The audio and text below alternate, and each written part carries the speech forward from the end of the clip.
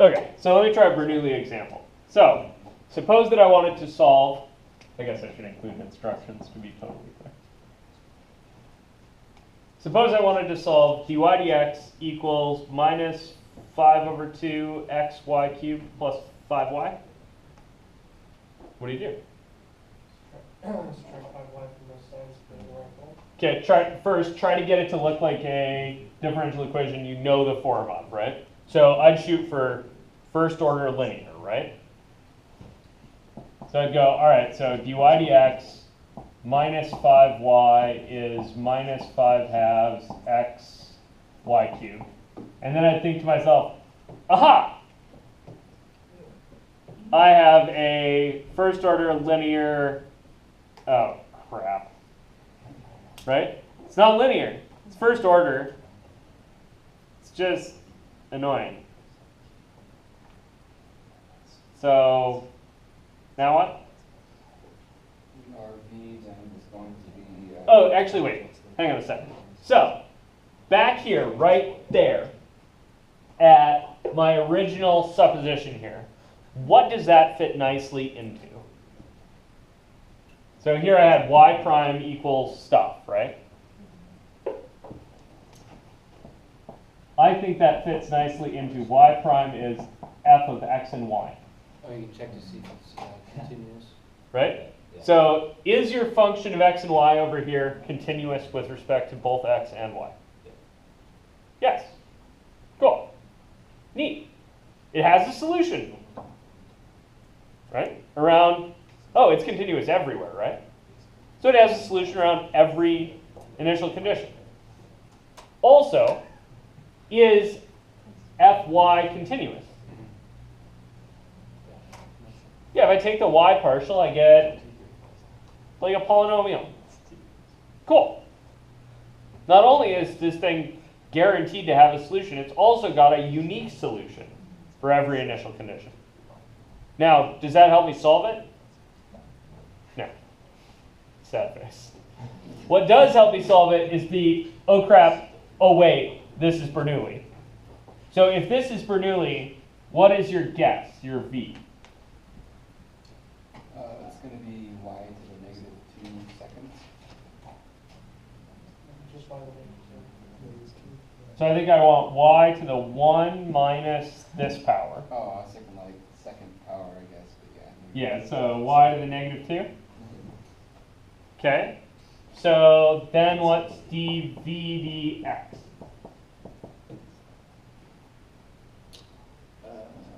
Negative 2 y to the negative 3. Negative 2 y to the negative 3 times y prime. Perfect. You guys good with this? Okay, then what do I do with that information?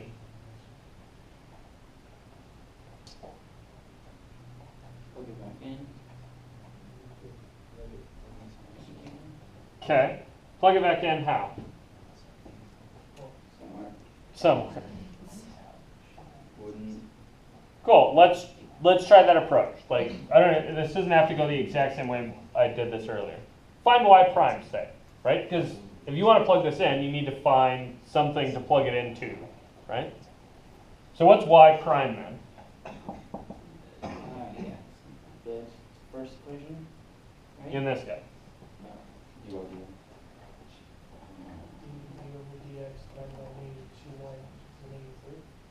Okay. dv dx divided by negative 2 y to the negative 3. Maybe if I wrote that as v prime, my life would be a little easier.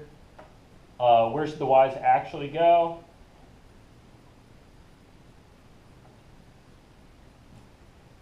They have a negative exponent on them, right? So where do they actually belong? Okay, so really we have y prime is v prime over negative 2y. Oh, whoops. You got to move it to the other side. So I have v prime y cubed over negative 2. And that's what y prime is supposed to be, right? So I'm going to go up here to my original equation, or to this stage, and make that substitution. So I think I got, first things first, a v prime y cubed over negative 2. So I'm doing substitute. Okay, what else you got? Nothing, right? Like, I don't know anything about any of the rest of that crap. I got a negative 5y, I got an equals negative 5 halves x y cubed. Let everything by y cubed. Yeah, good idea, right? There's like lots of y's kicking around still. This seems way worse. Why is this equation way worse than the one I had before? You have another variable now. Yeah. I started with a differential equation that was like almost linear in y's, right? And had x as a dependent variable. And now I have a linear, well, yeah, I don't even know what the heck this thing is, right? Because I have 3 variables in there. And that's not supposed to happen. Right? Like, I just kicked this up a course, or maybe 2. Right, to partial differential equations land, maybe, best case. So let's bring it back down to our level by dividing through by y cubed. So I'll multiply this whole thing through by 1 over y cubed. So I'll get b prime y cubed over minus 2 y cubed minus 5y over y cubed equals negative 5 halves x. Marker's dying here.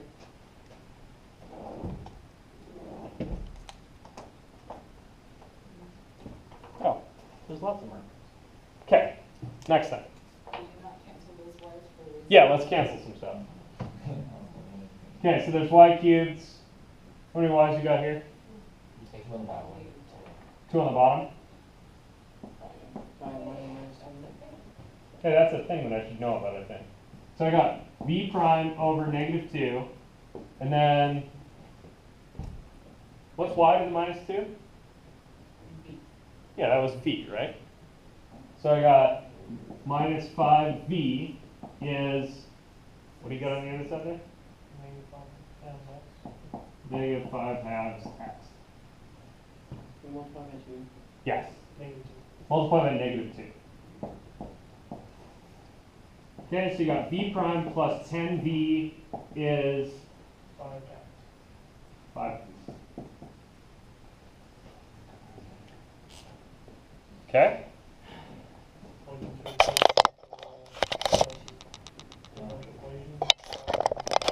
Replace all of these with y and negative 2. Cool. Do that. So we're going to do it, or we're just saying we're going to do it? Future date. Do you guys want to do this? Show of hands for people who want to see this.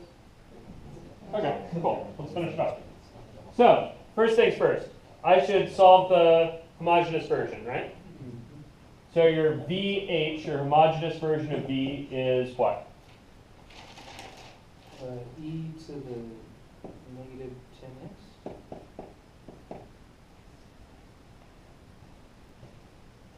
Yeah.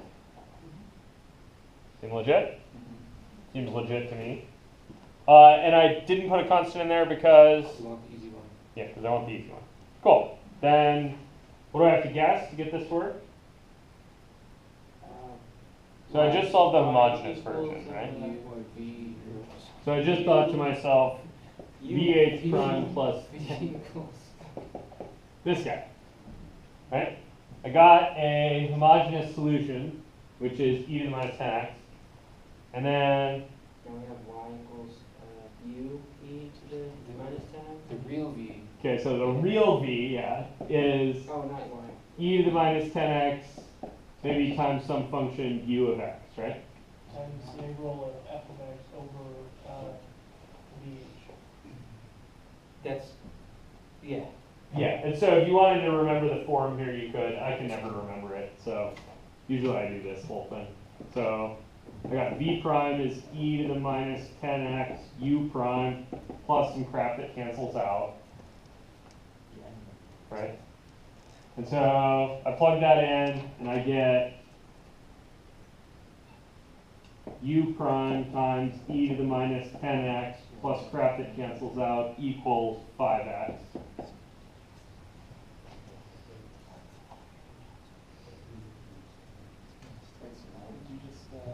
What did I just do? Okay, let me do it slower. Okay, slower. This thing plus u times negative 10 e to the negative 10x. Right? So that's v prime. And so then I should take v prime, e to the minus 10x u prime, plus u times minus 10 e to the minus 10x. So that's v prime. And add to that, what should I add to that? 10 u e to the negative 10x. And that's supposed to equal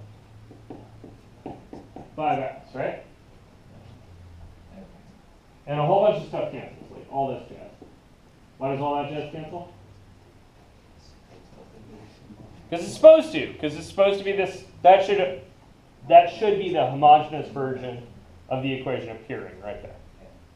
So in the end here, I should get u prime is 5x e to the 10x. Cool. Oh, I see. So I had e to the negative 10x u prime equals 5x, and I multiply both sides through by the reciprocal of e to the negative 10x, which is e to the 10.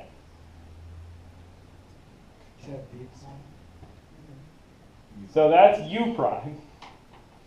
To get v, I still need to back out of that substitution. So to get u, I need to integrate this thing, right? Which calls for a little bit of parts. Okay. So, Why did you erase the original equation? because I didn't want to look at its ugly face anymore. The thing I didn't erase was my original substitution, right? Which I want to keep around. So let me think about the substitutions that I've made in this process, right? So by the end of this, I'm going to have made several substitutions, but primarily has been this one.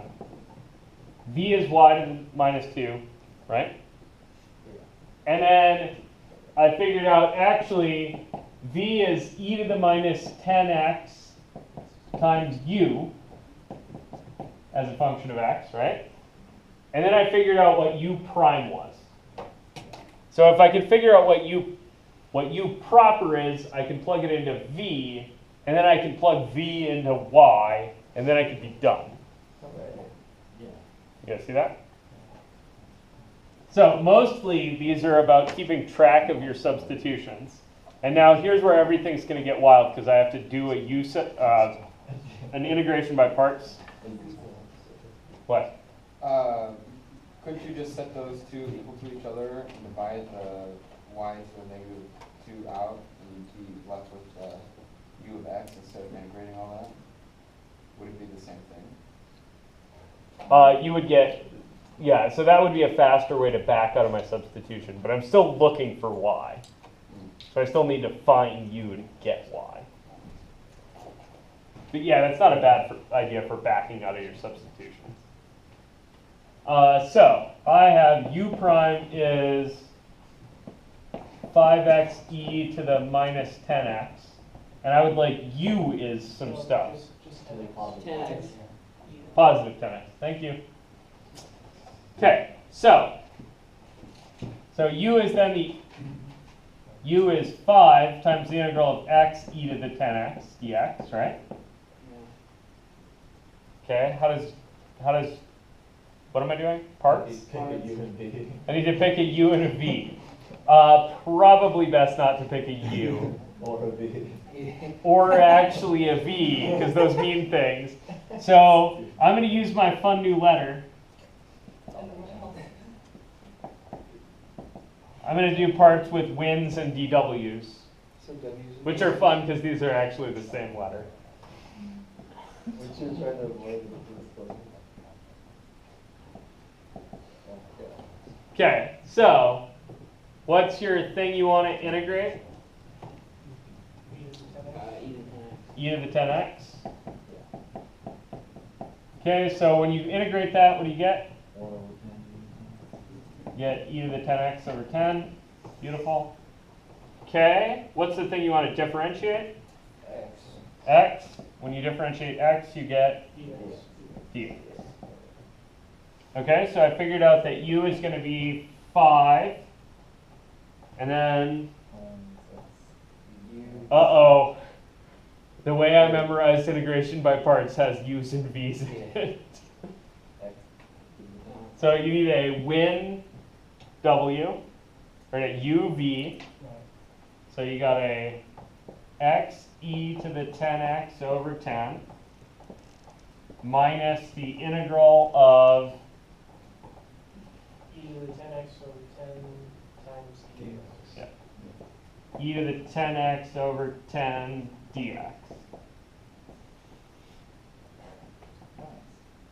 Cool, cool. Okay. And then I can finish the integral.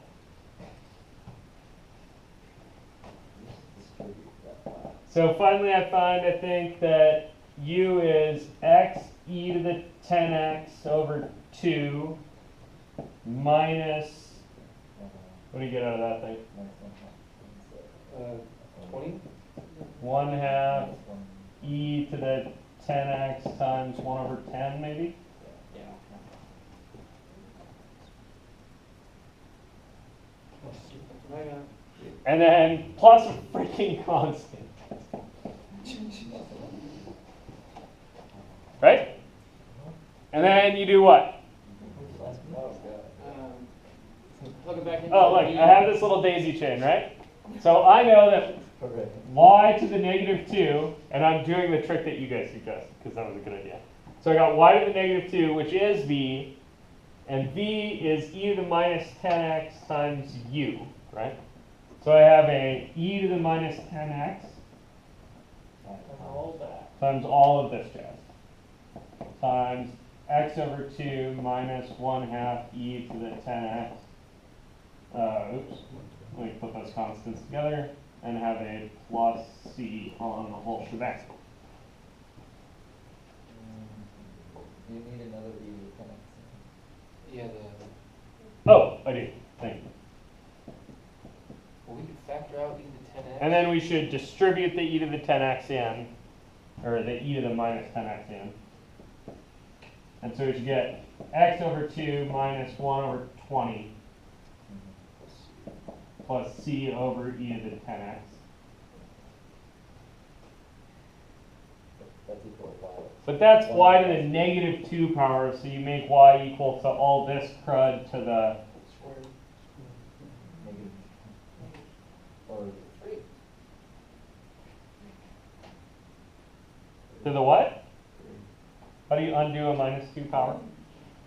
Negative 1/2. Negative 1/2.